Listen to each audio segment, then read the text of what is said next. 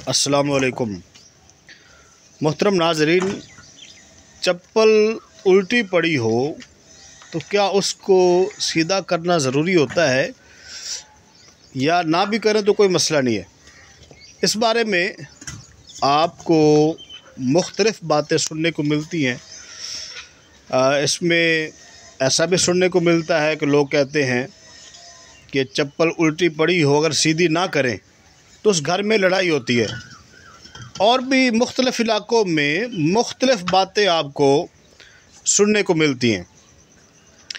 इसमें सही बात क्या है जो किताबों में लिखी है वो मैं आपके सामने बयान करता हूँ। आपसे मेरी गुजारिश है कि वीडियो को शेयर भी कीजिएगा ताकि जो लोगों में गलत बातें मशहूर हैं वो ख़त्म हो और ये जो नेकी की बात आगे फैलाने का सवाब है मेरे साथ साथ आपको भी मिले।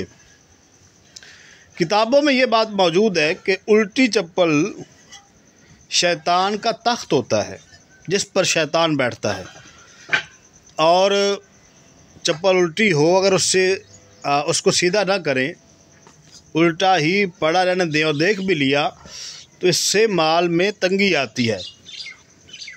ये बहश्ती ज़ेवर किताब का नाम है, सफ़ा नंबर 601।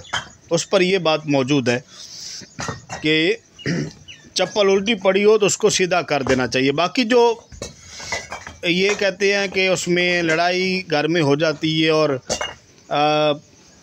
कोई फौत भी हो जाता है, ऐसे भी लोग कहते हैं। मतलब बहुत उल्टी सीधी बातें भी लोग करते हैं, तो ऐसी बातें नहीं है। जितना मैंने पढ़ा है, किताब का मैंने हवाला भी दे दिया है कि उसमें ये बात मौजूद है कि ये शैतान का तख्त जिस पर शैतान बैठता है और माल में तंगी आती है, रिज़्क़ में तंगी आती है, तो ये कोशिश करे उसको सीधा कर दिया करे। अल्लाह करीम हम सब का हामी नासिर, अल्लाह करीम हमें दीन के सही समझ अता फरमाए।